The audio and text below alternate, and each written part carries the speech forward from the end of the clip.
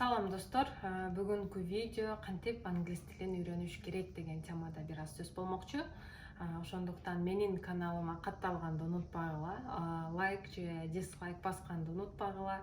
Дагы суроолоруңар болсо комментарийге жазгыла. Кийинки видеону ошол темада тартып калышым мүмкүн. Англис тилди кантип үйрөнсөм болот, кантип эффективдүү үйрөнсөм болот деген суроолор аябай көп келет. Балким мен ошо Америкада жашаган үчүндür, ар бир 4-чү колдонуучу ушул суроону сурашат. Англис тилди Америкага келиш үчүн эле эмес, азыркы дүйнөдөгү международный тил бул англис тили болуп эсептелинет. Англис тилин билген адамга аябай чоң эшиктер ачылат, көбүрөөк мүмкүнчүлүктөр пайда болот. Азыр замандын талабына байланыштуу ар бир жаран кайсыл жерде жашайсыз айырмасы жок, Кыргызстандабы, Россиядабы, Америкадабы англис тилин билген адамдар жакшы ийгиликтерге жетип, чоң эшиктер ачылып жатат. Негизи эле ошо англис тилин үйрөнүш үчүн аябай көптөгөн ыкмалар бар. Ар бир курстун өзүнүн ыкмалары, өзүнүн программалары бар. Мен бул жакшы, бул жаман же менин ыкмам туура деп деле айтпайм. Мен өзүм колдонгон нерсени менен бөлүшөйүн дедим. Мен өзүм англис тил мугалими эмесмин. Мен деле силер катары колдонуучумун. Жашоомдо, күнүмкү жашоомдо колдонулган тил болуп калды, жумушта колдонгон. Бирок мен англис тил мугалими эмесмин. Мен эмнени түшүндүм?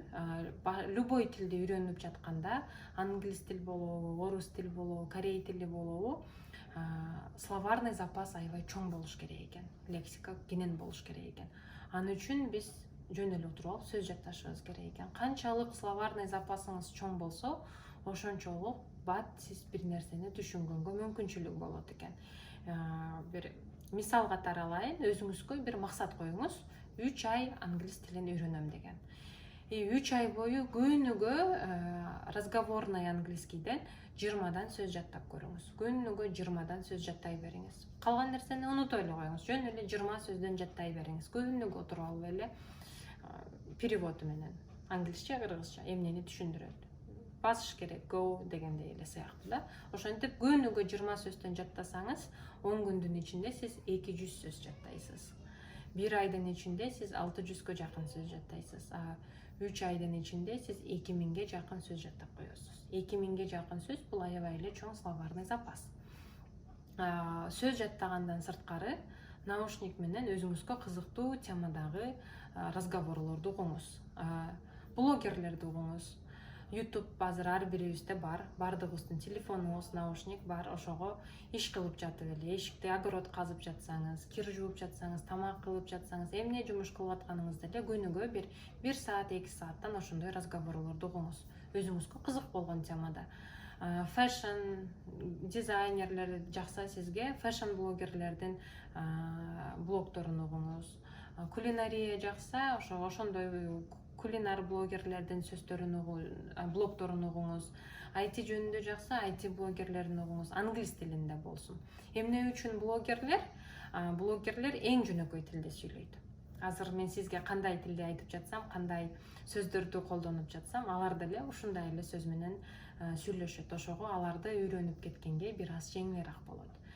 Башында ошондой сөздөрдү угуп баштаганда билем, түшүнбөй кыйналасыз. 99% түшүнбөшүңүз мүмкүн. Бирок убакыт өткөн сайын сиздин мээңиз ошо информацияны принимать этип, мындай полочкаларга бөлүп, акырындан түшүнүп баштайсыз. Предложение, сүйлөмдөрдү бөлүп каласыз, кийин сүйлөмдүн ичиндеги сөздөрдү бөлүп каласыз. Сиз ошол эле убакытта сөз жаттап жатпайсызбы, күнүнө 20 сөздөн дейли. 50 сөзгө чейин, 100 сөзгө чейин жаттасаңыз болот, ага эме жок, чек жок. Колуңуздан келишинче күнүнө бирок максат коюп ошону кылышыңыз керек. Анан сиз сөз жаттап, лексикаңызды көбөйттүңүз, күнүгө блогерлерди 1 саат, 2 сааттан угуп атасыз. Мээңизде уже реакция жүрүп, уже кетти информация. Сиз жаттаган сөздөрдү блогерлер колдонгондо уже түшүнүп баштайсыз. Анан барып смыслын түшүнүп каласыз. Эмне жөнүндө айтып атат, кандай сөздөрдү колдонду, предложение же ошо сүйлөмү эмне жөнүндө болду. Ошо сөз жаттап, ошолорду түшүнүп баштагандан кийин уже блогер айтып жаткан нерсенин 50%-ын түшүнөсүз. Анан 70%-ын түшүнөсүз. Уже адамдардын сүйлөгөнүн различать этип, бул listening деп коет англисчеде. Listeningиңиз жогорулай берет. Listeningиңиз ошо сиз жаттап жаткан лексика менен жогорулайт. Анан уже блогерлерди 90% түшүнүп калганыңызда грамматиканы кошсоңуз болот. Грамматика жөн эле разговорный тилде сүйлөшүп, саякат кылганда элдер менен кенен сүйлөшүш үчүн, өзүңүздүн оюңузду жеткириш үчүн грамматика оңой эле. Профессиональный уровень деле болбосо. Андай грамматиканы мен ойлойм, сиз үйдө өз алдынча да даярдансаңыз болот, же курска барсаңыз да болот. Средний грамматиканы подтянуть этиш үчүн бир айдан 3 айга чейинки убакыт жетиштүү болот. Грамматикаңызды көтөрүп алгандан кийин ушундай жол менен сизде лексикаңыз да жакшы болуп калат, listening да жакшы болуп калат. Болгону эми сизде практика кылыш керек болот. Talking, сүйлөшүп. Практика сүйлөшкөндү жакшыртыш үчүн көбүрөөк путешествие кылыңыз, эгерде колуңуздан келсе. Колуңуздан келбесе, шаарларда ар бир кружоктордо көбүнчө акысыз, кээ бирде аз эле акчага talking клубтар болот. Иностранецтер, волонтерлор келип, ошентип баарлашкан клубтар бар. Бишкекте библиотекаларда болчу эле мурун мен жүргөндө. Ар бир курстун өзүнүн talking клубтары болчу эле. Курска барсаңыз, сиз 1-2 жыл talking клубга акысыз келсеңиз болот деген программалар бар. Ошондойлорго катышып, иностранец дос күткөндө аракет кылыңыз, подружка күткөндө аракет кылыңыз. Ошо университетте студент болсоңуз, иностранецтер окуган факультетке барып, ошолор менен достошуп, сүйлөшкөндү үйрөнөсүз. Бул жерде сиз talking сүйлөгөндөн сырткары адам менен мамиле курганды үйрөнөсүз.